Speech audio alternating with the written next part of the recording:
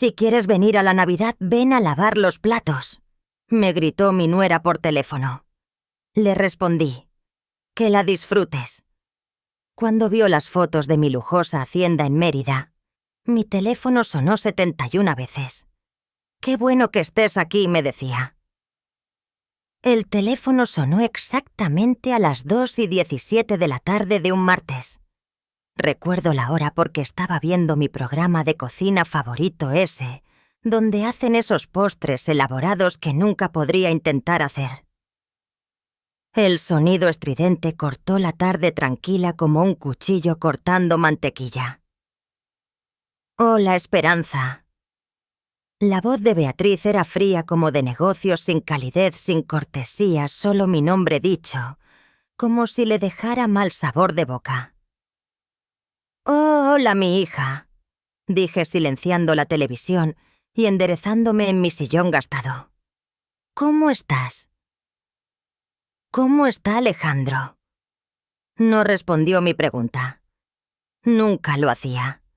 En cambio, se lanzó directamente a lo que ahora me doy cuenta era una humillación cuidadosamente planeada. «Te llamo por la Navidad», dijo. Su tono lo suficientemente filoso como para cortar vidrio. «Si quieres participar este año, puedes venir temprano a ayudar con los platos. La comida y el servicio lo manejarán personas que realmente saben lo que están haciendo». Las palabras me golpearon como un golpe físico. Sentí que se me apretaba el pecho esa familiar punzada, extendiéndose por mis costillas. Por un momento, no podía respirar. Personas que realmente saben lo que están haciendo. Como si 37 años cocinando para mi difunto esposo e hijo no significaran nada. Como si las incontables comidas que había preparado con amor y cuidado fueran solo intentos de aficionada. Entiendo, logré susurrar mi voz apenas audible. «Bien, ven a las 2 en punto. Cenaremos a las 4. Así tendrás mucho que limpiar después». Hubo una pausa y pude escuchar su satisfacción a través del teléfono. «Ay, Esperanza, no traigas ninguna de tus contribuciones. Tenemos todo cubierto». La línea se cortó. Había colgado sin despedirse, dejándome sentada ahí, con el teléfono pegado a mi oreja, escuchando el tono demarcado, como si de alguna manera pudiera retractar las palabras que acababa de escuchar. Puse el teléfono con manos temblorosas y miré la pantalla del televisor en blanco. Mi reflejo me devolvía la mirada a una mujer de 67 años, con cabello canoso recogido en una cola de caballo simple, usando un suéter que había visto mejores días. ¿Cuándo me había vuelto tan invisible, tan desechable?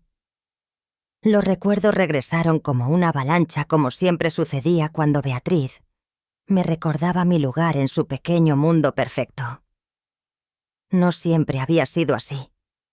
Cuando Alejandro era joven, solo nosotros dos, después de que murió su padre, habíamos sido un equipo.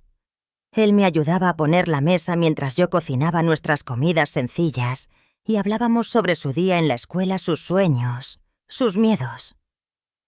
Pero entonces llegó Beatriz. Recuerdo la primera vez que la trajo a casa.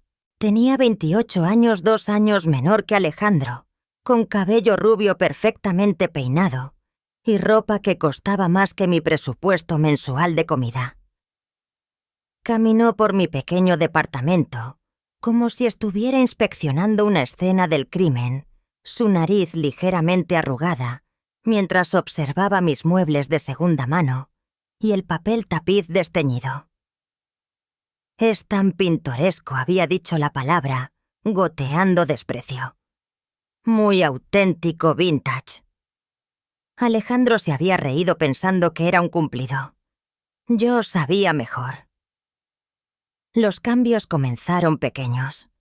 Alejandro comenzó a declinar mis invitaciones a cenar, porque Beatriz prefería restaurantes.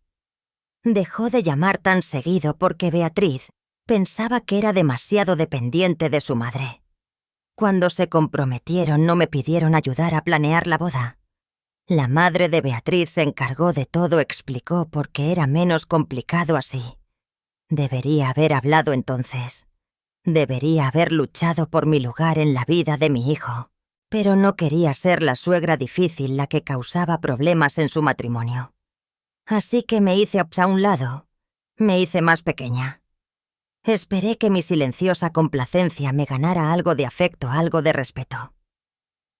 Nunca lo hizo. Después de que se casaron, me convertí en la obligación, la mujer a quien tenían que invitar a las fiestas por deber. No por deseo. Llegaba con platillos caseros que apenas se tocaban mientras todos elogiaban las bandejas de comida de Beatriz. Ofrecí ayudar solo para que me dijeran que todo estaba bajo control. Trataba de conectar con Alejandro, pero Beatriz siempre estaba ahí dirigiendo las conversaciones, lejos de nuestros recuerdos compartidos, hacia temas que me excluían. La peor parte no era la exclusión en sí, era ver a mi hijo permitir que pasara. Alejandro, el niño que solía currucarse a mi lado cuando las tormentas lo asustaban, que insistía en que le leyera un cuento.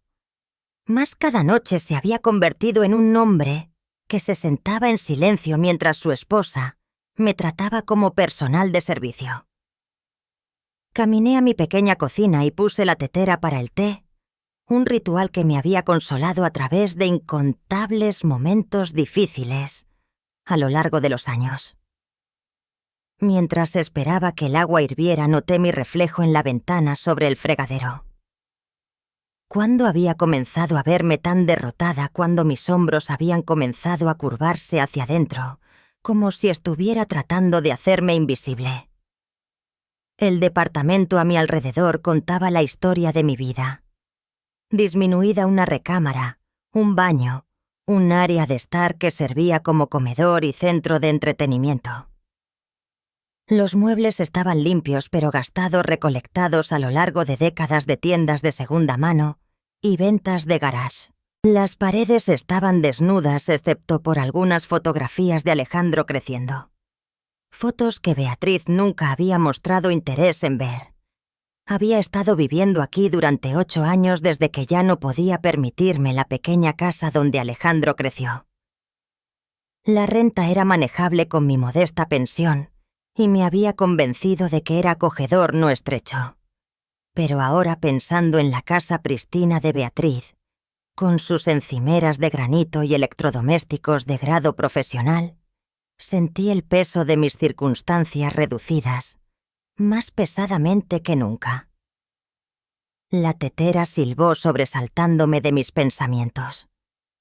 Mientras vertía el agua caliente sobre mi bolsita de té, marca genérica porque las buenas eran muy caras, tomé una decisión que me sorprendió incluso a mí. Tomé el teléfono y marqué el número de Alejandro. Mamá sonaba sorprendido. Rara vez lo llamaba directamente, habiendo aprendido que Beatriz prefería controlar el flujo de comunicación entre nosotros. «Hola, mi amor», dije, mi voz más firme de lo que me sentía. «Solo quería avisarte que no vendré a la Navidad de este año». Hubo una larga pausa. ¿Por qué no? Creo que sería mejor si solo la tuvieran con la familia de Beatriz. No hay necesidad de complicar las cosas. Mamá, no seas ridícula.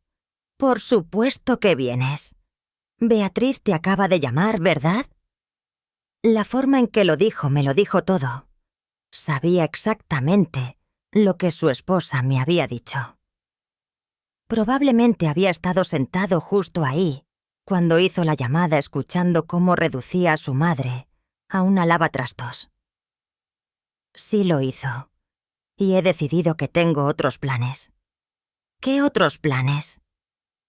Su voz llevaba una nota de irritación, como si el que yo tuviera una vida fuera de servir a su familia fuera de alguna manera inconveniente. Miré alrededor de mi departamento vacío, al silencio que se había convertido en mi compañero constante, a la vida que había permitido que se volviera tan pequeña que mi ausencia ni siquiera dejaría un hueco notable.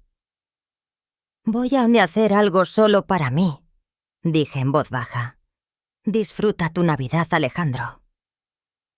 Colgué antes de que pudiera responder, antes de que pudiera perder el valor y retractarme de todo. Por primera vez en años les había dicho que no. Se sintió aterrador y liberador a la vez. Mientras bebía mi té en el anochecer que se acercaba, no tenía idea de que este momento de silenciosa rebelión cambiaría todo. No tenía idea de que la llamada telefónica que recibiría mañana me ofrecería una salida de esta prisión que había construido alrededor de mí, ladrillo por ladrillo, compromiso por compromiso. Pero profundo en mi pecho, bajo el dolor y la humillación, algo pequeño y feroz comenzaba a moverse. Algo que había estado durmiendo por demasiado tiempo, finalmente comenzaba a despertar. La carta llegó a la mañana siguiente, miércoles, en un sobre color crema caro con mi nombre escrito en escritura elegante. Casi la tiro asumiendo que era otra solicitud de caridad, pero algo sobre el peso del papel me hizo hacer una pausa. La dirección de remite decía Jiménez y Asociados Abogados, de un bufete en Mérida, Yucatán.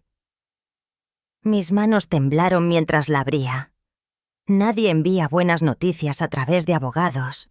Pensé ya imaginando alguna deuda final de mi difunto esposo, regresando hasta atormentarme.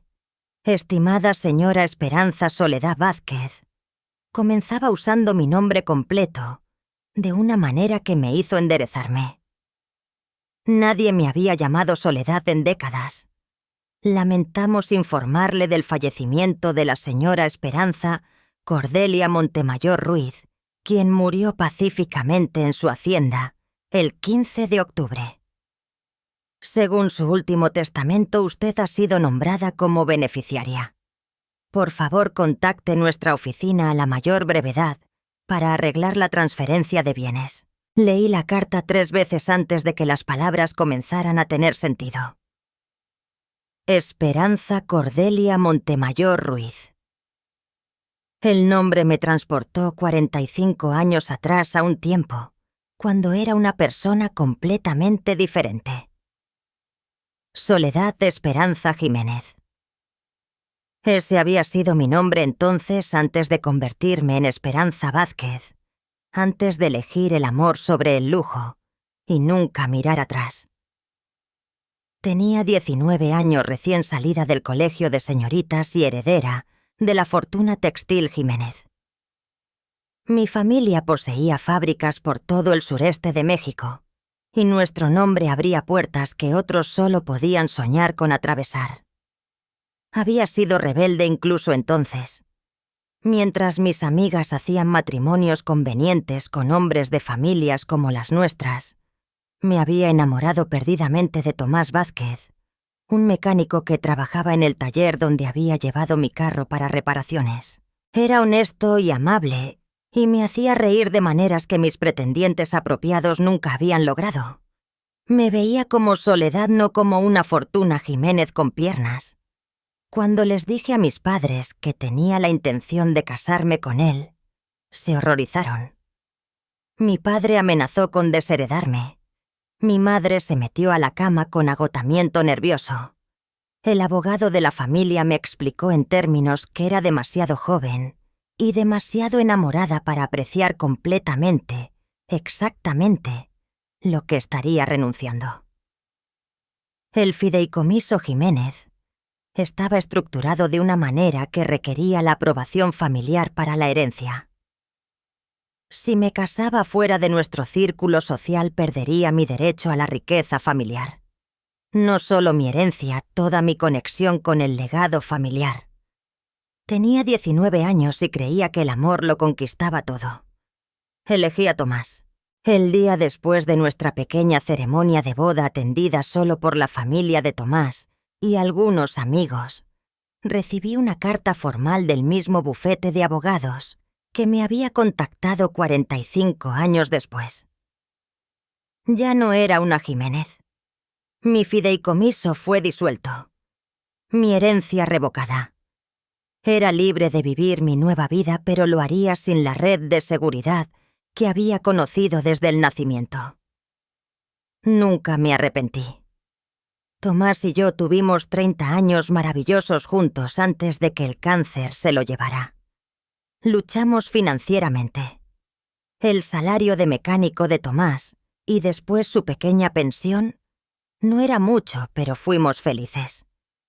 Criamos a Alejandro en un hogar lleno de amor, aunque careciera de los lujos materiales con los que había crecido.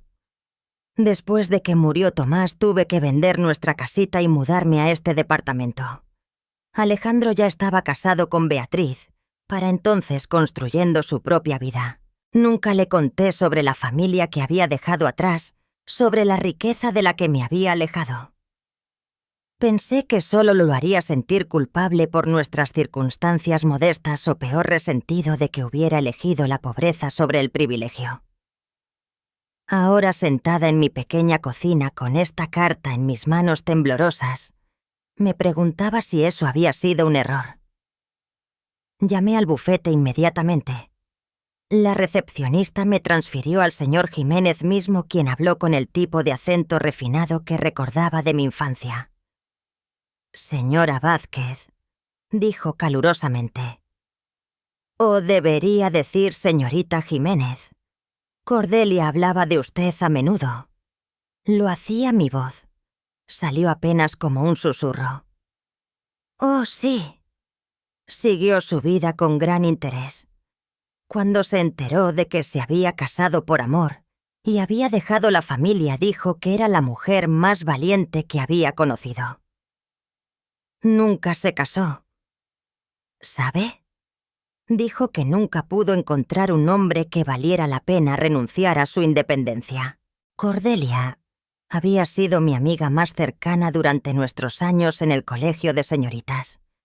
Habíamos perdido contacto después de mi matrimonio, pero aparentemente nunca me había olvidado. «El legado es bastante sustancial», continuó el señor Jiménez. «Una hacienda en Yucatán junto con el contenido y un fideicomiso para mantenerla». Cordelia sintió que alguien que una vez había renunciado a todo por amor merecía pasar sus años dorados en comodidad. No podía hablar. La habitación parecía inclinarse a mi alrededor. «Señora Vázquez está ahí». «Estoy aquí», logré decir. «Es solo que no puedo creer que esto sea real. Es muy real». Cordelia fue muy específica en sus instrucciones. La hacienda se ha mantenido en condiciones pristinas, esperándola a usted. ¿Cuándo le gustaría arreglar para verla? Cuando colgué el teléfono 20 minutos después tenía información detallada sobre una propiedad que poseía en un estado que había visitado solo una vez, la Fête-Niceau. La hacienda estaba ubicada cerca de Valladolid, con vistas a cenotes y jardines coloniales. Había sido el retiro privado de Cordelia, amueblada con antigüedades y arte que había coleccionado durante su vida. El fideicomiso proporcionaría más ingresos de los que había visto en décadas. Me senté en mi cocina mirando las fotografías que el señor Jiménez me había enviado por correo a mi vieja computadora. La hacienda era impresionante, muros de piedra cubiertos de bugambilias, ventanas altas que daban a jardines, en terrazas habitaciones, llenas de muebles elegantes que probablemente costaban más de lo que había gastado en todo lo que poseía. Por primera vez que murió Tomás sentí algo distinto a la resignación sobre mi futuro. Sentí posibilidad. Pero con la posibilidad vino el miedo. ¿Qué sabía yo sobre vivir en Yucatán? Sobre manejar propiedades y fideicomisos. Sobre ser el tipo de persona que poseía una hacienda en lugar de rentar un departamento de una recámara. Mi teléfono sonó interrumpiendo mis pensamientos en espiral. El nombre de Alejandro apareció en la pantalla. «Mamá, ¿de qué se trató lo de ayer? Beatriz está molesta porque le colgaste». «No le colgué a nadie», dije calmadamente. «Simplemente te dije que tenía otros planes». «¿Qué planes? Tú nunca tienes planes». Las palabras dolieron porque eran verdad. ¿Cuándo me había convertido en alguien que nunca tenía planes? ¿Cuándo había aceptado que mi vida era tan vacía, que mi ausencia no importaría? Tal vez es hora de que comience a tener planes, dije.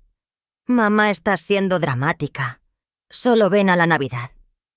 Beatriz no quiso decir nada con lo que dijo. Miré de nuevo las fotos en la pantalla de mi computadora a la vida, que Cordelia me había dejado a la oportunidad, que me había dado de recordar quién solía ser, antes de hacerme tan pequeña. En realidad, Alejandro, creo que podría estar viajando para la Navidad. Viajando a donde podía escuchar la incredulidad en su voz. Pobre mamá vieja viajando. La mujer que no había estado en ningún lugar más lejos que el mercado en años. Estoy pensando en ir al sureste, dije, sorprendiéndome de lo bien que se sentían las palabras al decirlas. Yucatán específicamente. Hubo un largo silencio. Mamá, ¿te sientes bien? ¿Te golpeaste la cabeza o algo? Me reí, y se sintió como la primera risa genuina que había tenido en meses. No, mi amor, creo que finalmente me estoy sintiendo como yo misma otra vez. Después de colgar, llamé al señor Jiménez de vuelta. Me gustaría ver la hacienda lo antes posible, le dije. ¿Puede arreglar que vuele allá la próxima semana? Por supuesto. Cordelia estaría encantada. Mientras comenzaba a planear mi viaje, el primer viaje real que había tomado desde mi luna de miel, 45 años atrás, sentí algo que casi había olvidado que existía. Me sentía emocionada por mi futuro. Alejandro y Beatriz no tenían idea de que su llamada telefónica humillante había sido el catalizador que necesitaba.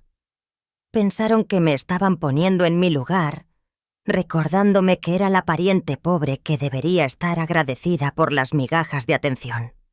En cambio, me habían recordado que una vez había sido lo suficientemente valiente para elegir mi propio camino incluso cuando me costó todo lo que había conocido.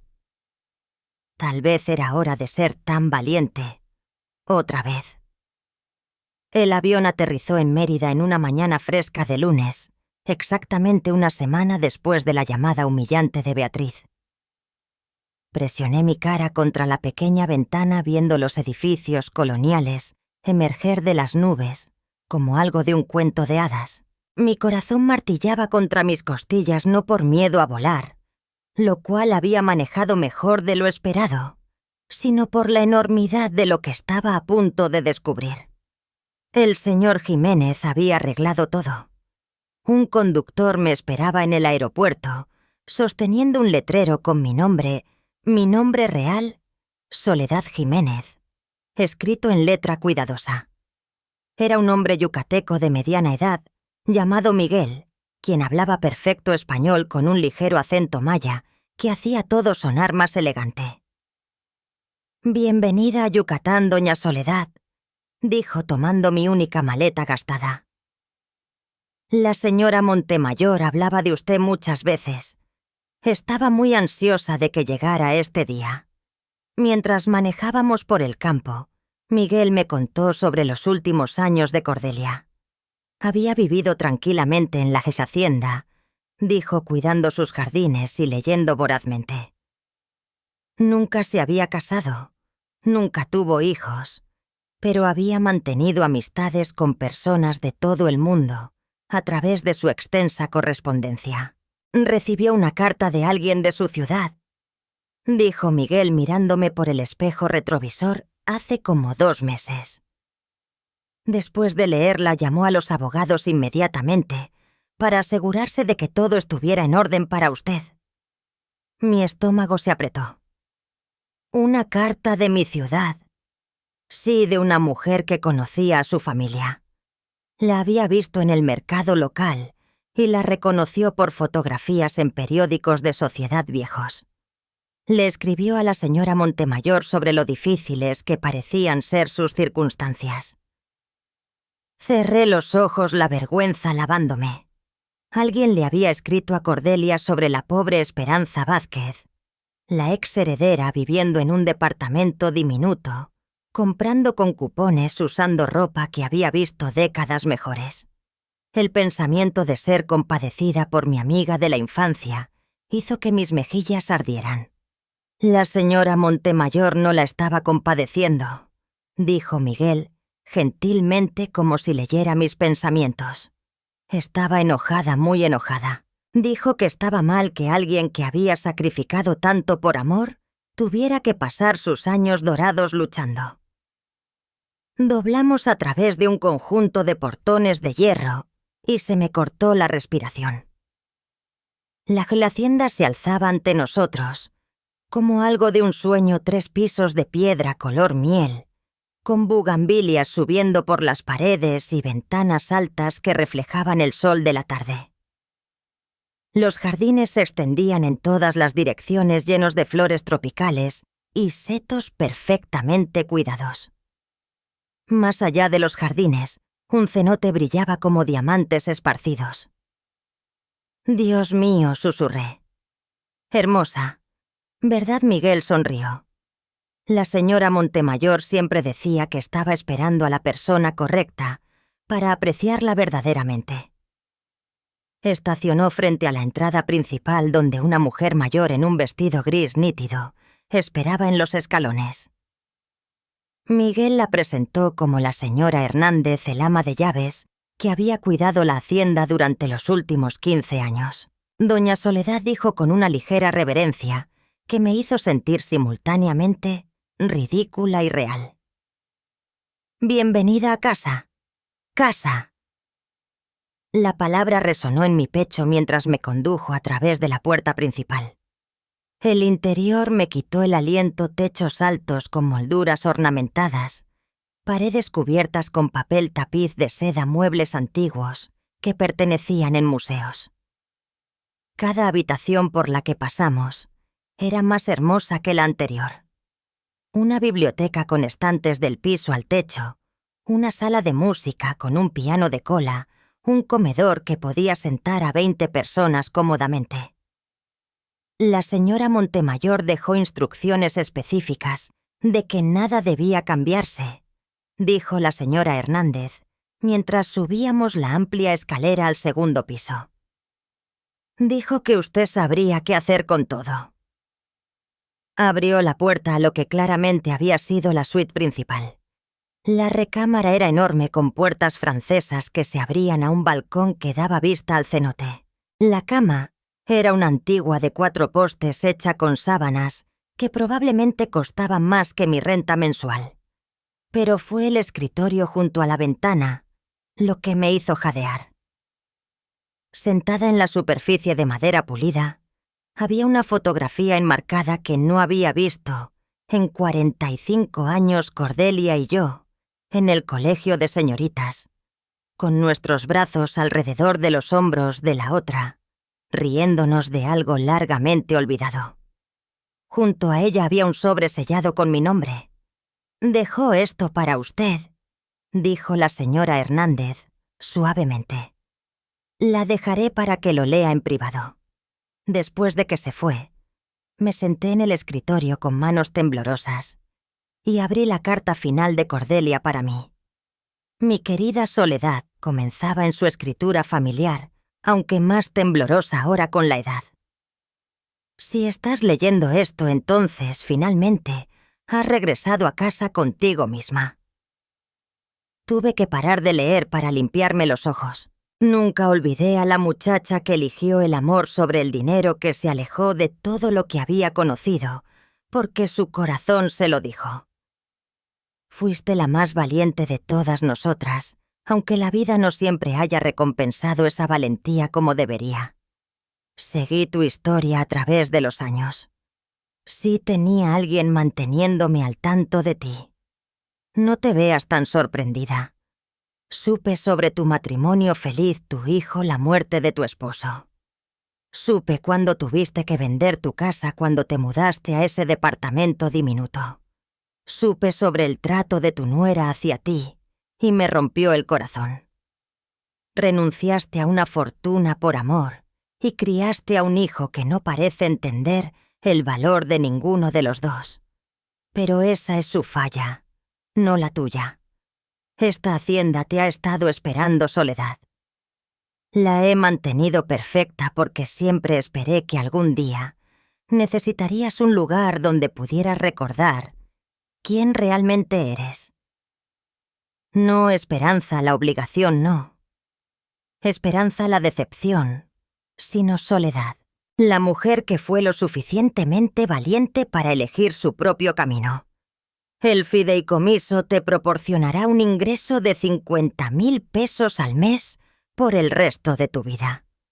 La señora Hernández sabe todo sobre manejar la casa y te enseñará todo lo que necesitas saber. Miguel te llevará a donde necesites ir. Todo lo que tienes que hacer es vivir verdaderamente, vivir por primera vez en décadas. Tienes 67 años, mi querida amiga. Tienes al menos 20 buenos años por delante. No los desperdicies siendo pequeña para hacer que otras personas se sientan cómodas. Sé magnífica en su lugar. Todo mi amor, Cordelia. PD. Te dejé mi colección de cámaras. Recuerda cómo amabas la fotografía en la escuela. Tal vez es hora de retomarla. Me senté en ese hermoso escritorio mientras el sol se ponía sobre el cenote, llorando más fuerte de lo que había llorado desde que murió Tomás. Pero estas no eran lágrimas de dolor o autocompasión. Eran lágrimas de reconocimiento, de regresar a casa conmigo misma, después de décadas de estar perdida. La señora Hernández tocó suavemente y entró con un servicio de té en una bandeja de plata. «Hay sopa calentándose en la cocina», dijo. «Y Miguel ha subido su equipaje. ¿Debería desempacar para usted?» «Sí, por favor», dije. Luego me reí de lo natural que se sintieron las palabras. ¿Cuándo fue la última vez que alguien se ofreció a ayudarme con algo?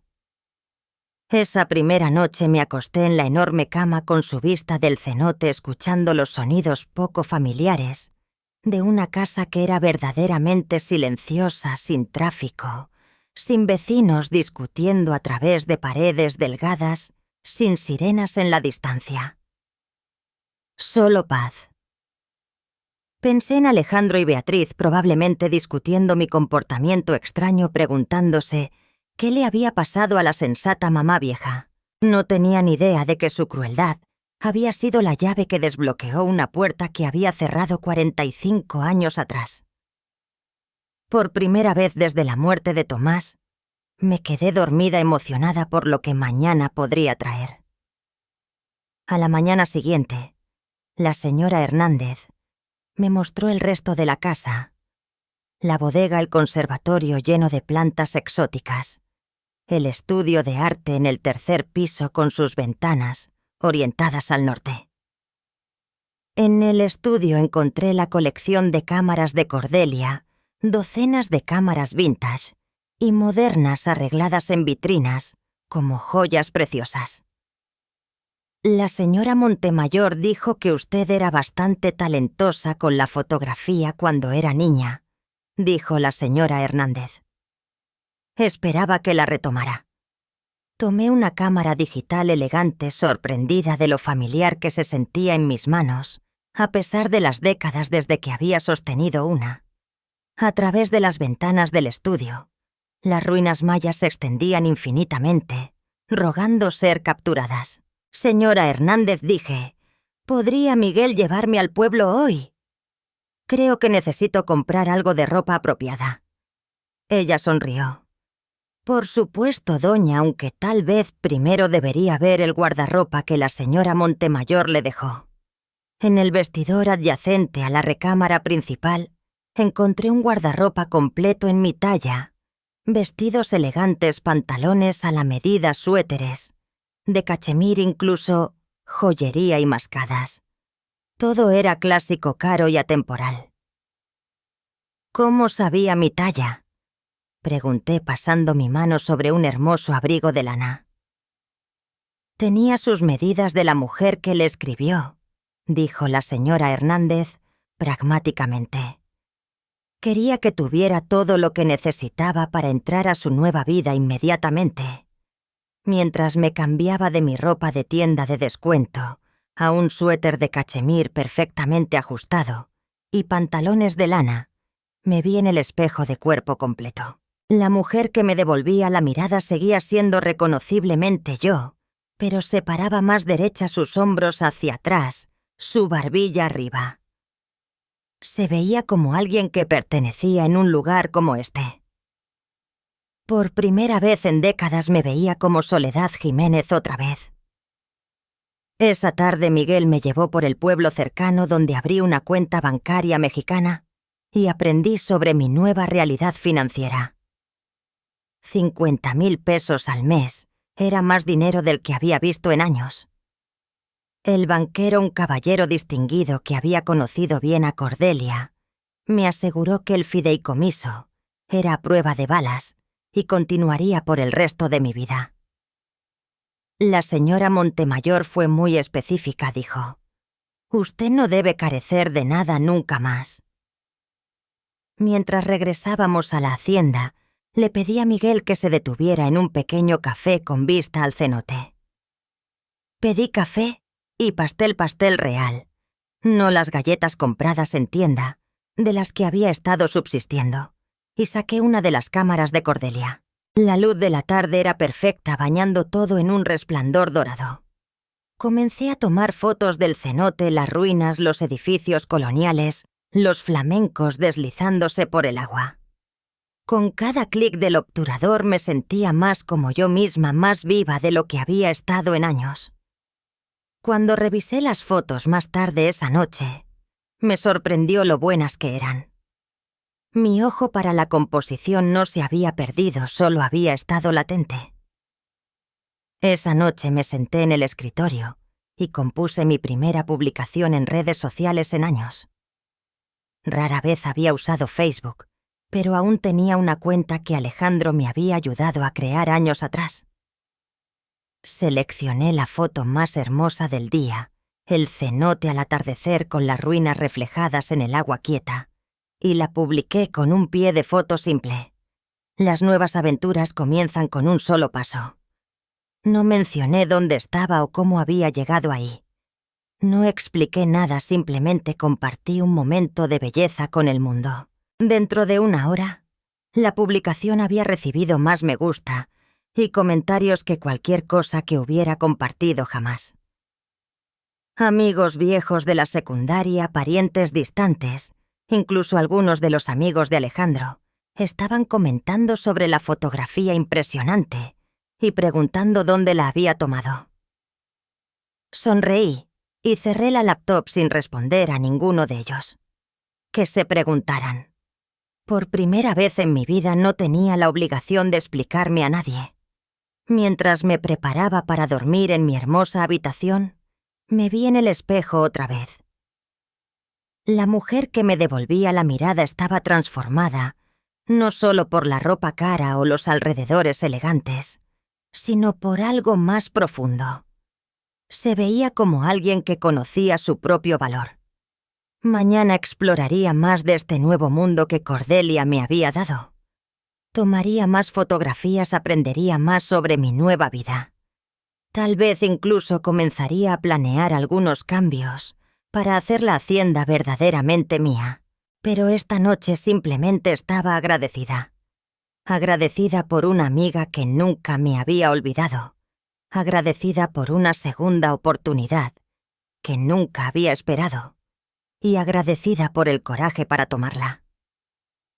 Habían pasado 3 semanas desde que había llegado a la hacienda y me estaba convirtiendo en alguien que no había sido en 45 años.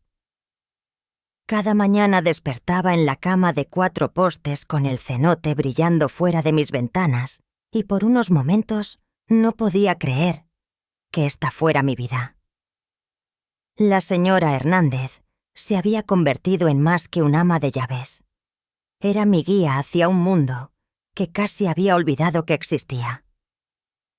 Me enseñó las rutinas de la hacienda, me presentó a los comerciantes locales que habían servido a Cordelia durante años y gentilmente me recordó que ya no necesitaba revisar etiquetas de precios o contar centavos. Doña me dijo una mañana mientras dudaba sobre una botella cara de vino en el mercado del pueblo: «Debe recordar, esta es su vida ahora». La señora Montemayor quería que disfrutara cada día, no que lo pasara preocupándose por el dinero. Era más difícil adaptarse de lo que había esperado. 45 años de presupuesto cuidadoso, de elegir la marca genérica, de conformarse con menos esos hábitos, no desaparecieron de la noche a la mañana. Pero gradualmente comencé a entender lo que Cordelia Piatto había querido decir sobre vivir magníficamente. Comencé con cosas pequeñas, flores frescas en cada habitación, cambiadas 2 veces por semana. La crema facial cara que siempre había admirado pero nunca comprado. Mascadas de seda real, en lugar de imitaciones de poliéster. Cada compra se sentía como un pequeño acto de rebelión contra la vida cuidadosa y restringida que había estado viviendo. La fotografía estaba regresando a mí con una velocidad sorprendente. Miguel me había llevado a diferentes ubicaciones, cada día pueblos coloniales enclavados en valles de montaña, cenotes pristinos que reflejaban picos cubiertos de selva, haciendas enequeneras que caían en cascada por laderas en filas perfectas. Estaba construyendo una colección de imágenes que capturaban no solo la belleza de Yucatán, sino la alegría de redescubrir mi propio ojo para la belleza. Una tarde, mientras revisaba las fotos del día en mi laptop, seleccioné la más impactante, un primer plano de vides de Enequén, cubiertas de rocío con las ruinas mayas en el fondo, y la publiqué en Facebook. Como se había convertido en mi hábito, no agregué explicación, no etiqueta de ubicación, solo la imagen misma. En minutos comenzaron a llegar los comentarios. «Esperanza, esto es absolutamente impresionante. ¿Dónde tomaste esto? ¿Estás viajando? ¿Cuándo te volviste una fotógrafa tan increíble? Esto parece Yucatán. ¿Cómo puedes permitirte viajar ahí?» Ese último comentario dolió, aunque sabía que venía de curiosidad, más que de malicia. ¿Cómo podía la pobre Esperanza Vázquez permitirse Yucatán, la mujer que compraba con cupones y usó el mismo abrigo durante 5 inviernos? Cerré la laptop sin responder, pero el comentario persistió en mi mente. Me recordó que en casa todavía me veían como la viuda en aprietos, la mujer que vivía en un departamento diminuto y contaba cada peso. No tenía ni idea de que Soledad Jiménez había despertado de su largo sueño. Esa noche la señora Hernández tocó mi puerta mientras me preparaba para dormir. «Doña», dijo Miguel, mencionó que parecía preocupada hoy. «¿Está todo bien?» Me había encariñado con la señora Hernández durante las últimas semanas. Probablemente era 10 años menor que yo, pero tenía una manera maternal que me hacía sentir cuidada, de una manera que no había experimentado desde que murió Tomás. Solo estaba pensando en casa, dije, en cómo me ve la gente ahí. Asintió pensativamente. La señora Montemayor también luchó con esto cuando primero heredó dinero de su familia. Dijo que era difícil entrar a una vida más grande cuando todos a tu alrededor esperaban que te mantuvieras pequeña. ¿Qué hizo? Decidió que las expectativas de otras personas no eran su responsabilidad. Dijo que tratar de hacerte pequeña para hacer que otros se sientan cómodos era una forma de autotraición. Esa noche no pude dormir. Seguí pensando en las palabras de Cordelia, filtradas a través de la sabiduría gentil de la señora Hernández. Autotraición. Era eso lo que había estado haciendo durante años, haciéndome más y más pequeña, para evitar hacer que otros se sintieran incómodos. A la mañana siguiente, tomé una decisión. Llamé a la fotógrafa local que me habían recomendado una mujer joven, llamada Carmen, que se especializaba en fotografía de retratos. «Me gustaría que me tomaran algunas fotografías profesionales», le dije. «No para alguna ocasión especial solo porque sí». Llegó la tarde siguiente con su equipo y un entusiasmo contagioso por su trabajo. Tenía tal vez 35 años con un ojo artístico y una manera gentil de tranquilizar a sus sujetos. «Tiene una estructura ósea maravillosa», dijo, mientras arreglaba la iluminación en la biblioteca de la Hacienda. «Y sus ojos cuentan tantas historias». Pasamos 2 horas tomando fotografías. Algunas eran retratos formales en mis nuevas ropas elegantes. Otras eran más casuales, yo leyendo en la biblioteca cuidando el jardín, parada en el balcón con el cenote detrás de mí. Con cada toma me sentía más como yo misma, más como la mujer que estaba destinada a ser. Cuando Carmen me mostró los resultados unos días después, jadeé. La mujer en estas fotografías era radiante, confiada, viva. Su cabello plateado estaba peinado hermosamente, su piel brillaba con salud y felicidad, y sus ojos chispeaban con inteligencia y humor. «¿Esta soy realmente yo?», pregunté mirando un retrato particularmente impactante, donde me estaba riendo de algo que Carmen había dicho. «Esta es usted como verdaderamente es», dijo simplemente. Muchas personas pasan toda su vida escondiéndose de la cámara porque no les gusta lo que ven. Pero usted cobró vida frente al lente. Esta tarde seleccioné mi fotografía favorita, la que me estaba riendo, usando un hermoso suéter de cachemir color crema que resaltaba la calidez en mis ojos. Me veía feliz, sofisticada y completamente a gusto en mis alrededores. La publiqué en Facebook con un pie de foto simple, abrazando esta hermosa temporada de vida. La respuesta fue inmediata y abrumadora. «Esperanza, te ves absolutamente impresionante. Apenas te reconozco. Te ves 20 años más joven. ¿Dónde estás? Te ves como si estuvieras viviendo en un palacio. Esta eres realmente tú. Te ves como una persona completamente diferente». Por primera vez desde que había llegado a Yucatán, respondí a algunos de los comentarios. «Gracias por las palabras amables. Estoy descubriendo que la vida puede ser hermosa a cualquier edad cuando eliges abrazarla completamente». Pero fueron los mensajes privados los que verdaderamente revelaron cómo estaba siendo recibida mi transformación. Varios venían de viejos amigos expresando felicidad genuina por mí, pero otros llevaban un trasfondo de confusión, incluso resentimiento. «Esperanza, estoy muy confundida. El mes pasado estabas viviendo en ese departamento diminuto y ahora te ves como si estuvieras viviendo como millonaria. ¿Qué está pasando? Debe ser bueno tener dinero de repente para gastarlo en ti misma. Algunas de nosotras todavía estamos luchando. Espero que no te hayas involucrado en alguna estafa en línea. Estos cambios repentinos de estilo de vida usualmente son demasiado buenos para ser verdad». Miré estos mensajes sintiendo un impulso familiar de explicar, de disculparme, de hacerme más pequeña, para que otros no se sintieran incómodos con mi buena fortuna.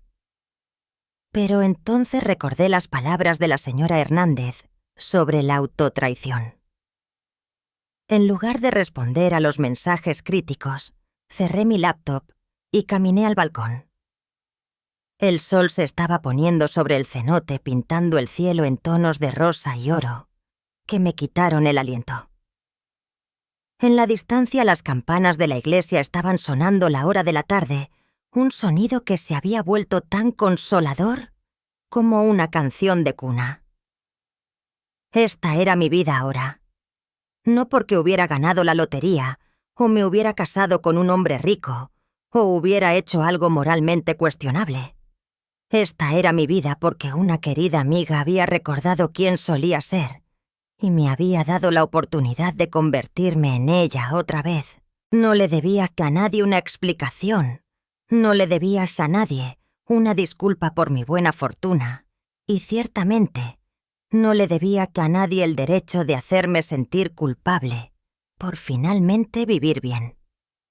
Durante los días siguientes comencé a publicar más frecuentemente fotos de mi café matutino en la terraza, las flores frescas que la señora Hernández arreglaba cada día, los libros que estaba leyendo en la biblioteca, las comidas que Miguel y yo compartíamos en restaurantes locales encantadores. No las subtitulé con explicaciones o justificaciones. Simplemente compartí momentos de belleza y alegría. Los comentarios continuaron llegando. Algunos genuinamente felices por mí, otros cada vez más amargos y sospechosos. Comencé a ver patrones en quién respondía con alegría y quién respondía con resentimiento. Los amigos que estaban seguros en sus propias vidas celebraban mi felicidad. Aquellos que estaban luchando o eran infelices parecían tomar mi transformación como una afrenta personal. Una noche, mientras revisaba los comentarios del día, mi teléfono sonó. El nombre de Alejandro apareció en la pantalla y mi estómago se apretó. Había estado temiendo esta llamada sabiendo que vendría eventualmente. Mamá dijo su voz llevando ese tono de paciencia forzada que conocía tan bien. Necesitamos hablar. Hola, Alejandro. ¿Cómo estás? Estoy confundido, mamá. Realmente confundido. Beatriz me ha estado enseñando tus publicaciones de Facebook y no podemos entender qué está pasando. Respiré profundamente, estabilizándome. ¿A qué te refieres? Me refiero a de dónde estás sacando el dinero para todo esto. La ropa, los viajes, los restaurantes elegantes. El mes pasado estabas viviendo en ese departamento, diminuto, comprando con cupones, y ahora estás publicando fotos que parecen que estás viviendo en algún resort de lujo. Estoy viviendo cómodamente, dije cuidadosamente. Mamá cómoda no lo cubre. Te ves como si hubieras ganado la lotería, y ese lugar donde te estás quedando parece que cuesta más por noche de lo que la mayoría de la gente gana en un mes. Podía escuchar la voz de Beatriz en el fondo, aunque no podía distinguir las palabras. Cualquier cosa que estuviera diciendo claramente estaba agitando más a Alejandro. Mamá Beatriz piensa que podrías estar siendo estafada. Ya sabes esas cosas de romance en línea, donde se aprovechan de personas mayores. Has estado hablando con alguien en línea. Alguien que te ha convencido de gastar dinero que no tienes. La implicación me golpeó como una bofetada. En sus mentes, la única manera en que la pobre e ingenua Esperanza podría estar viviendo bien de repente era si estaba siendo engañada por criminales. Alejandro, dije, mi voz más fría de lo que la había escuchado jamás. No estoy siendo estafada, no estoy delirando y no soy tu preocupación. Por supuesto que eres mi preocupación. Eres mi madre. Estamos preocupados por ti. No estaban preocupados por mí cuando dejaste que tu esposa me dijera que podía lavar platos en la Navidad. No estaban preocupados cuando estaba viviendo sola en ese departamento, luchando para llegar a fin de mes. Su preocupación parece ser muy selectiva. Hubo un largo silencio. En el fondo podía escuchar a Beatriz diciendo algo urgente, pero Alejandro la calló. Mamá, eso no es justo. Siempre nos hemos preocupado por ti. ¿En serio?, pregunté en voz baja. Porque preocuparse usualmente involucra realmente preguntarle a alguien cómo está. No solo asumir que está siendo tonta cuando sus circunstancias mejoran. Entonces, ¿cómo están mejorando tus circunstancias? Al menos puedes decirme eso. Miré alrededor de mi hermosa recámara a la vida que Cordelia me había dado a las fotografías que había tomado que estaban esparcidas por el escritorio. Pensé en el fideicomiso que me apoyaría por el resto de mi vida, en los amigos que estaba haciendo en el pueblo, en la mujer que estaba redescubriendo en el espejo cada mañana. Puedo decirte que soy más feliz de lo que he sido en años, dije. Puedo decirte que finalmente estoy viviendo la vida que estaba destinada a vivir. Y puedo decirte que no te estoy pidiendo nada, ni tu aprobación ni tu comprensión, y ciertamente, no tu permiso. Mamá, nos estás asustando. ¿Estás bien? Estoy perfectamente bien, dije sorprendiéndome de cuánto lo decía en serio. Tal vez es hora de que estuvieran un poco preocupados por perderme en lugar de asumir que siempre estaré ahí para aceptar las migajas de atención que decidan aventarme. Colgué antes de que pudiera responder, mi corazón latiendo con una mezcla de miedo y exaltación. Acababa de quemar un puente que había pasado décadas tratando de cruzar, pero mientras miraba el cenote brillando plateado a la luz de la luna, me di cuenta de que ya no quería cruzar ese puente. Quería construir algo nuevo, algo mejor, algo digno de la mujer en la que me estaba convirtiendo. A la mañana siguiente, la señora Hernández trajo mi café con una sonrisa conocedora. «Se ve más ligera hoy, doña», dijo, como si se hubiera quitado un peso de encima. «Creo que sí», dije, levantando mi taza en un pequeño brindis por el nuevo día. «Creo que finalmente sí».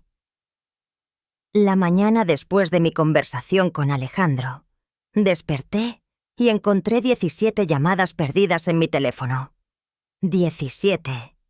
Miré la pantalla con incredulidad mientras las contaba: 12 de Alejandro, 3 de números que no reconocía y 2 de lo que parecía ser el celular de Beatriz, aunque nunca me había llamado directamente antes.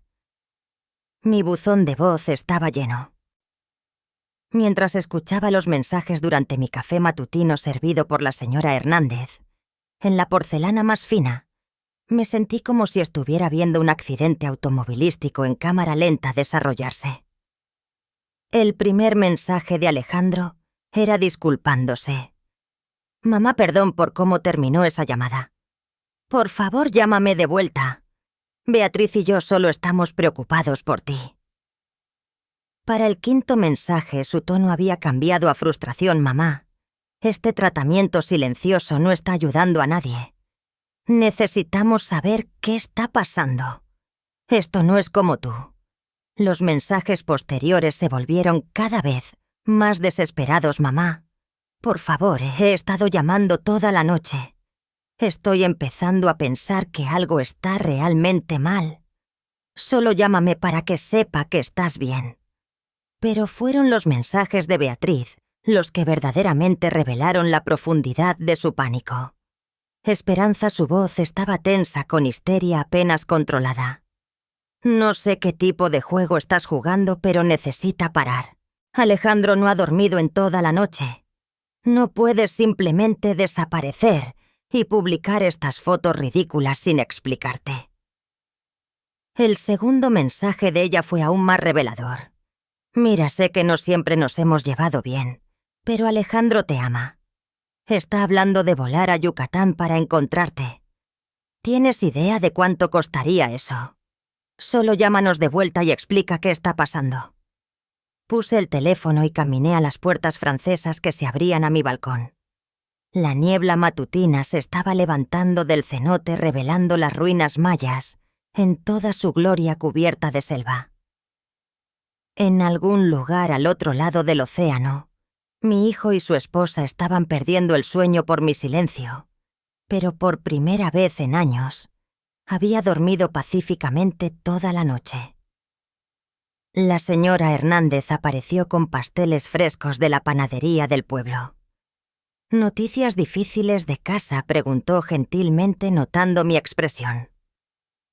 «Mi hijo está preocupado por mi bienestar», dije cuidadosamente. Asintió sabiamente. Los hijos adultos a menudo luchan cuando sus padres comienzan a vivir independientemente. Prefieren que los necesites aunque no quieran particularmente ayudar. Sus palabras me golpearon como un golpe físico porque eran tan precisas. Alejandro sí prefería que lo necesitara. Lo hacía sentir como un buen hijo sin requerir mucho esfuerzo real de su parte. Mi independencia amenazaba la dinámica cómoda donde podía sentirse virtuoso con una inversión mínima. Decidí no devolver las llamadas inmediatamente. En cambio, pasé la mañana en el pueblo con Miguel, visitando el mercado de agricultores y seleccionando ingredientes frescos para una lección de cocina con el chef de medio tiempo de la hacienda Aurelio. Estaba aprendiendo a hacer pastelería francesa, apropiada a algo que siempre había querido intentar, pero nunca había tenido el tiempo o los recursos. Mientras Aurelio me enseñaba a doblar mantequilla en masa para croissants, sentí una paz que no había experimentado en décadas. Mis manos trabajaron la masa delicada mientras mi mente se enfocaba en la técnica, la precisión, el arte de crear algo hermoso de ingredientes simples. «¡Magnífico!», exclamó Aurelio mientras mis croissants salían del horno dorados y perfectamente hojaldrados. «Tiene talento natural, doña». Fotografié los croissants en la encimera de mármol con la luz matutina filtrándose por las ventanas de la cocina. La imagen era simple pero elegante: los pasteles dorados, una taza de café en porcelana fina y en el fondo un vistazo del cenote a través de la ventana. Publiqué la foto con un pie. Aprender nuevas habilidades a cualquier edad trae tanta alegría. El logro de hoy: croissants caseros. La respuesta fue inmediata e intensa. Dentro de una hora la publicación tenía docenas de comentarios, pero estos eran diferentes de los anteriores. Había un borde de desesperación en muchos de ellos. «Esperanza, tu hijo ha estado publicando por todas partes buscándote. Por favor, llámalo. ¿Estás bien? Alejandro dice que no estás contestando tu teléfono. Esto se está volviendo ridículo.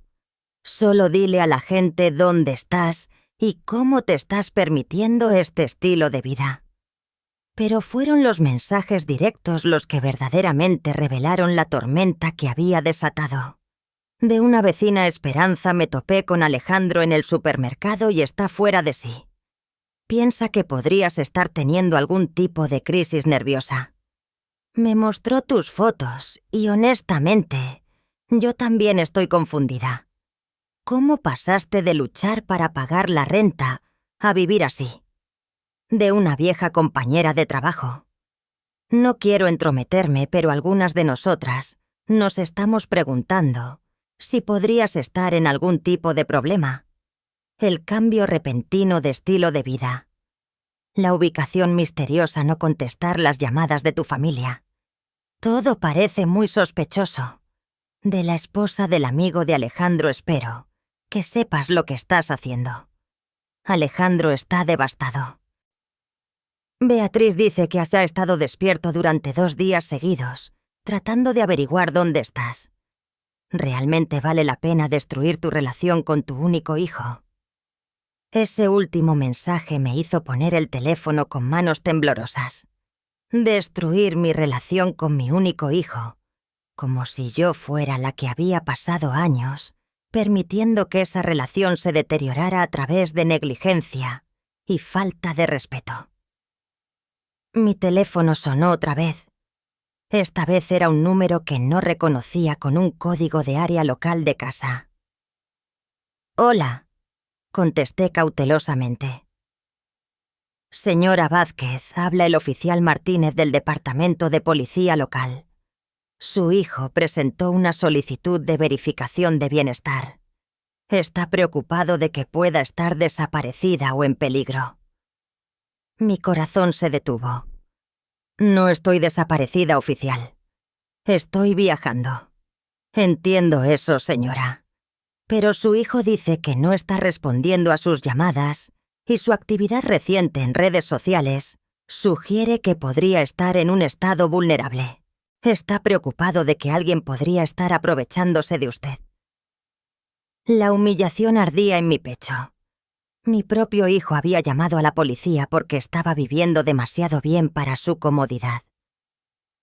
«Oficial Martínez», dije, mi voz más firme de lo que me sentía. «Soy una mujer de 67 años en pleno uso de mis facultades mentales. Estoy viajando por mi propia voluntad. No estoy en peligro y no se están aprovechando de mí. Las preocupaciones de mi hijo, aunque tal vez bien intencionadas, son infundadas. Señora, ¿estaría dispuesta a llamarlo solo para tranquilizarlo? Miré alrededor de mi hermosa cocina a los croissants que había hecho con mis propias manos a la vida, que había construido en solo unas semanas. Entonces pensé en Alejandro, sentado en su casa perfecta con su esposa perfecta, tan perturbado por mi felicidad, que había llamado a la policía. Lo consideraré, dije. Gracias por verificar. Después de colgar, me senté en silencio por mucho tiempo. La señora Hernández me encontró ahí una hora después mirando el cenote. «¿Malas noticias?», preguntó. «Mi hijo llamó a la policía porque no he devuelto sus llamadas». Levantó una ceja. A la respuesta de pánico del hijo adulto. La señora Montemayor experimentó algo similar cuando primero heredó su dinero. Su sobrino trató de declararla incompetente porque comenzó a viajar y comprar arte. ¿Qué hizo? Lo invitó a visitar. Le permitió ver por sí mismo que era bastante capaz de manejar sus propios asuntos. A veces la única manera de parar la especulación es mostrarles la realidad. Esa noche finalmente llamé a Cene, a Alejandro de vuelta. Contestó en el primer timbre. «Mamá, gracias a Dios. ¿Dónde estás?» «¿Estás bien?» Nos hemos estado volviendo locos de preocupación. «Estoy bien, Alejandro. Estoy en Yucatán». «¿Yucatán?» «¿Cómo llegaste a Yucatán?» «Mamá, la policía llamó hoy. Tuve que presentar una verificación de bienestar porque no estabas contestando tu teléfono». Cerré los ojos tratando de encontrar paciencia, que no estaba segura de poseer. «Llamaste a la policía porque no contesté mi teléfono por un día». No fue solo un día. Y no son solo las llamadas telefónicas. Mamá, tus publicaciones de Facebook. Estás publicando fotos de lugares que cuestan miles de pesos por noche. ¿De dónde estás sacando este dinero? Lo heredé. El silencio se extendió tanto que pensé que la llamada se había cortado. «Lo heredaste finalmente», dijo. «¿De quién no tienes familia restante?» «De una vieja amiga. Alguien que conocí antes de casarme con tu padre».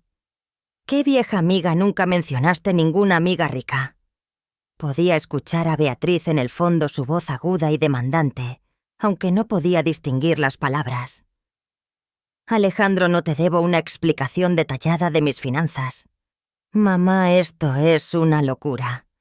El mes pasado estabas preocupada por pagar tu cuenta de luz y ahora me estás diciendo que heredaste suficiente dinero para vivir como millonaria. ¿Entiendes cómo suena eso? Suena como que mis circunstancias han mejorado. Suena como que te están estafando». Su voz se alzó, la desesperación filtrándose. «Mamá, estos criminales en línea son sofisticados. Pueden hacer sitios web falsos, cuentas bancarias falsas, todo falso. Se enfocan en mujeres mayores solitarias y las convencen de que han heredado dinero o ganado concursos». Para mi voz era fría como hielo. «Mamá, estoy tratando de ayudarte». «No, Alejandro, estás tratando de convencerme de que soy demasiado estúpida para manejar mi propia vida. Estás tan incómodo con la idea de que podría ser feliz, de que podría estar viviendo bien, que preferirías creer que estoy siendo victimizada por criminales. Eso no es. Quieren asegurarse de que esté a salvo. Quieren asegurarse de que siga siendo la misma mujer lamentable que acepta ser tratada como personal de servicio en las reuniones familiares. Quieren que regrese a mi departamento diminuto y mi presupuesto cuidadoso y mi aceptación agradecida de las migajas de atención que decidan aventarme. Mamá, por favor. Te voy a enviar la dirección de donde me estoy quedando, dije, mi decisión tomada. puedes verificar que es real, que estoy a salvo, que estoy exactamente donde digo que estoy. Pero Alejandro, si vuelves a llamar a la policía, si vuelves a cuestionar mi competencia mental, te cortaré de mi vida completamente». Colgué e inmediatamente le envié la dirección de la hacienda, junto con el número de teléfono de la señora Hernández, como persona de contacto. Entonces, hice algo que se sintió tanto aterrador como liberador. Cambié mi configuración de privacidad de Facebook para que solo amigos confirmados pudieran ver mis publicaciones y bloqueé a varias de las personas que habían estado dejando los comentarios más intrusivos.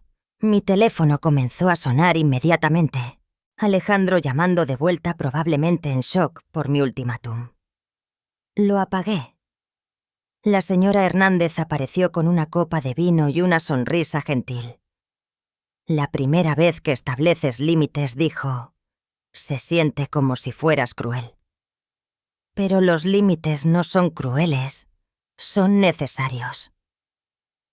Esa noche dormí mejor de lo que había dormido desde que llegué a Yucatán.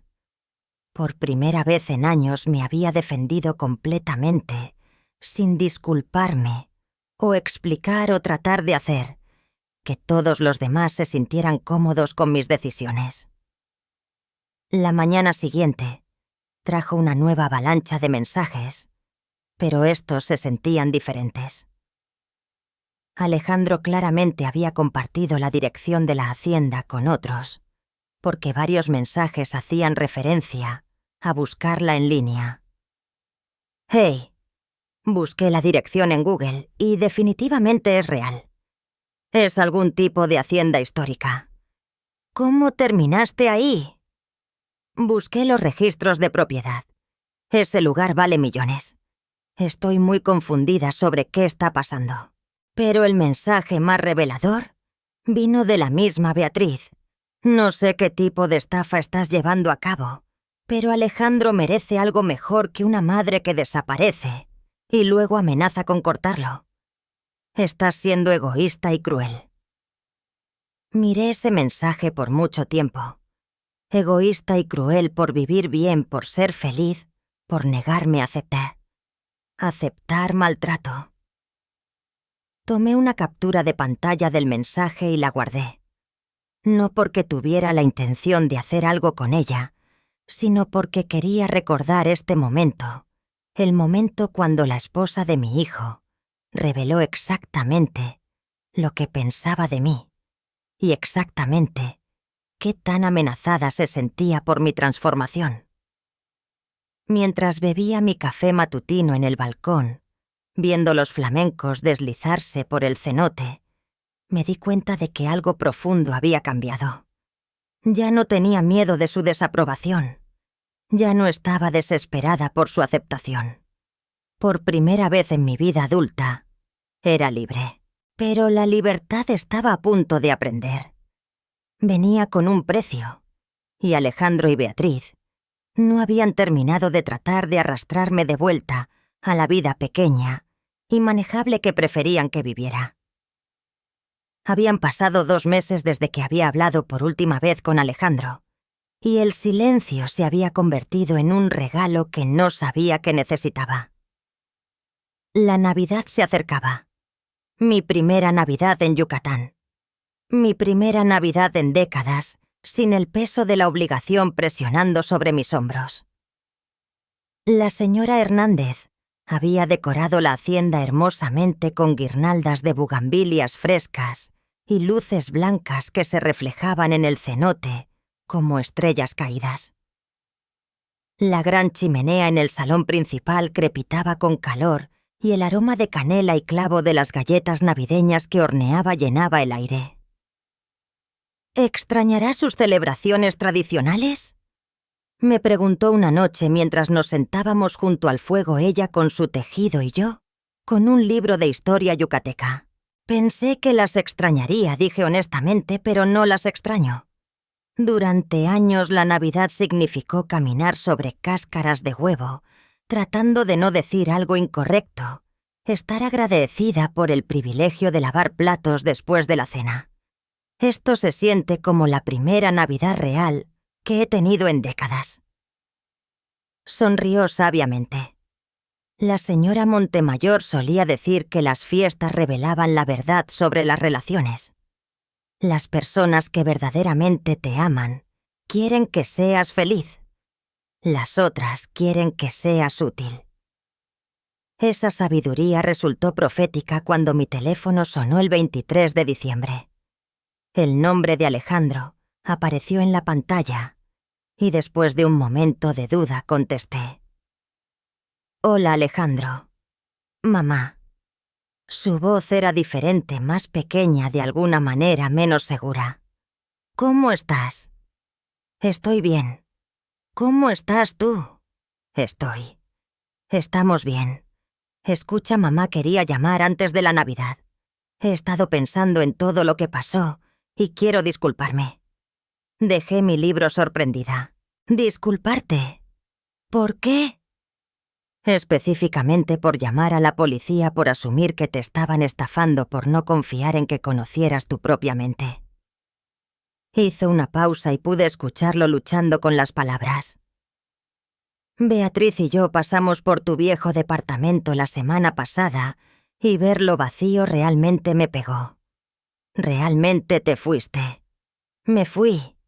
Busqué esa hacienda en línea. Es increíble, mamá. No tenía idea de que tenías conexiones con ese tipo de riqueza. Hay mucho que no sabes sobre mí, Alejandro. Hay mucho que nunca te conté. ¿Por qué no lo hiciste sobre tu familia, sobre tu pasado? Me paré y caminé a la ventana viendo la luna llena reflejarse sobre los jardines cuidados. ¿Cómo le explicas a tu hijo adulto que habías escondido tu pasado para protegerlo de sentirse culpable por decisiones tomadas antes de que naciera? Porque quería que me amaras por quién era, no por lo que había renunciado.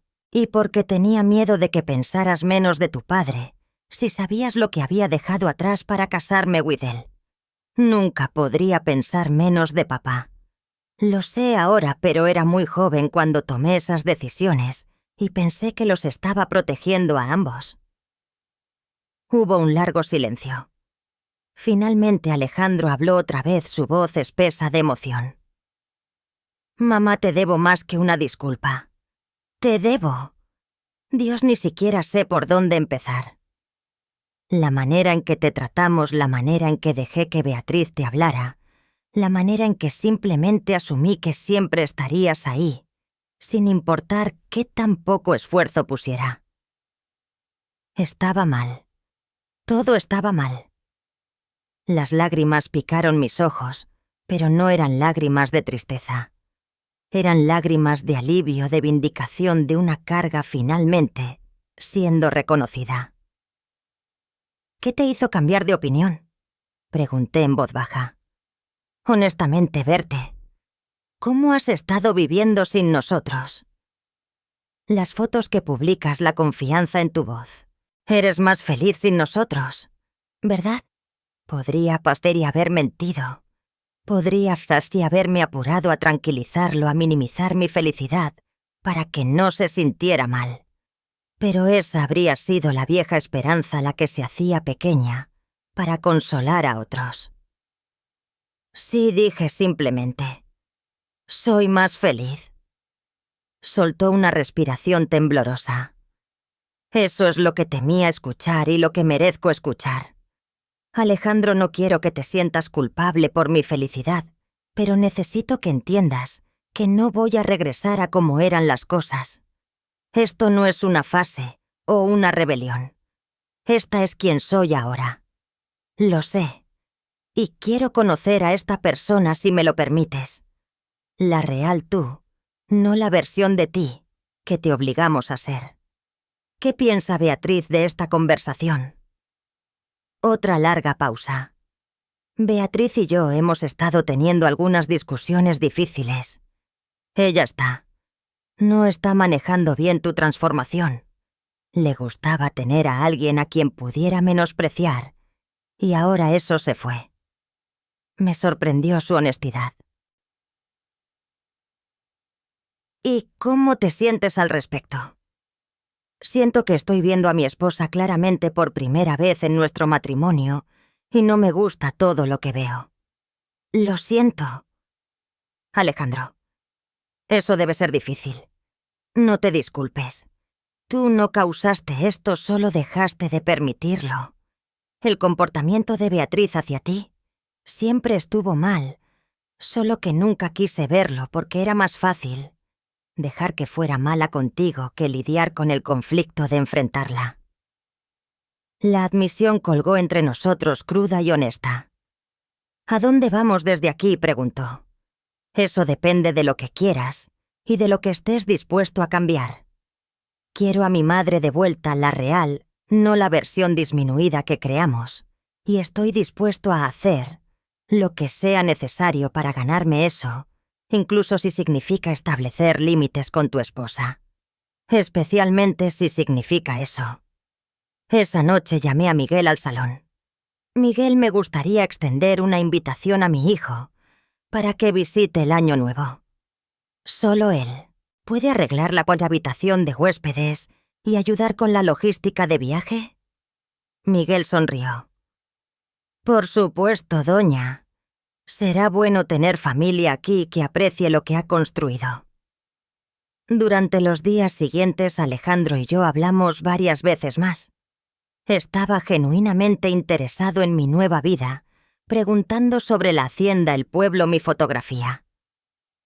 Por primera vez en años tuvimos conversaciones reales, no los intercambios forzados de obligación, sino comunicación genuina entre dos adultos que se preocupaban el uno por el otro. Me contó sobre su trabajo, sus luchas con las demandas crecientes de Beatriz, por estatus y control, su arrepentimiento, por los años que había desperdiciado, tratando de complacer a una esposa que nunca estaba satisfecha. Le conté sobre Cordelia, sobre la elección que había hecho a los 19 de casarme por amor en lugar de dinero, sobre la amiga que me había recordado después de todos estos años y me había dado una segunda oportunidad en la vida. Estoy orgulloso de ti, dijo durante una de nuestras llamadas. Sé que probablemente suena raro viniendo de tu hijo, pero estoy orgulloso de en quién te has convertido y me avergüenza que haya tomado perderte para verlo. El día de Navidad fue pacífico y perfecto. La señora Hernández y Miguel se unieron a mí para la cena e intercambiamos pequeños regalos y compartimos historias de Navidades pasadas. No sentí tristeza por perderme la reunión familiar de la que había sido excluida durante tantos años. En cambio, me sentí agradecida por mi nueva vida, por los amigos que se habían convertido en familia y por el hijo que finalmente estaba listo para conocer a su madre como verdaderamente era. Alejandro llegó a Yucatán el 15 de enero, viéndose nervioso e incierto mientras Miguel lo llevaba por el camino serpenteante hacia la hacienda. Lo observé desde la ventana mientras salía del carro y se quedó parado por un momento, mirando las paredes de piedra cubiertas de bugambilias y las ventanas elegantes. Cuando la señora Hernández lo condujo al salón, donde yo esperaba, sus ojos estaban muy abiertos de asombro. Mamá, dijo, y su voz se quebró ligeramente. Esto es increíble. Me paré para abrazarlo y por primera vez en años, el abrazo se sintió genuino de ambos lados. Bienvenido a mi hogar, dije. Y lo decía completamente en serio. Durante la siguiente semana le mostré a Alejandro todo el pueblo, los jardines, las vistas desde cada ventana. Se lo presenté a mamá, Aurelio, quien le enseñó a hacer los mismos croissants que me había enseñado a mí. Tomamos largas caminatas junto al cenote y lo fotografié riéndose mientras trataba de alimentar a los flamencos. Pero más importante, hablamos sobre su infancia, sobre los errores que ambos habíamos cometido, sobre el futuro que queríamos construir juntos. He estado pensando en separarme de Beatriz. me dijo una noche mientras nos sentábamos junto al fuego. No por ti, sino porque finalmente veo quién realmente es y en quién me convierto cuando estoy con ella.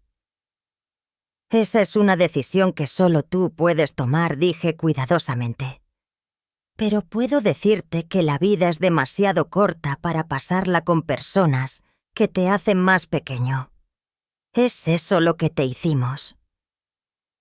Te hicimos más pequeña. Sí, pero yo los dejé. Elegí encogerme en lugar de luchar por espacio. Ese fue mi error.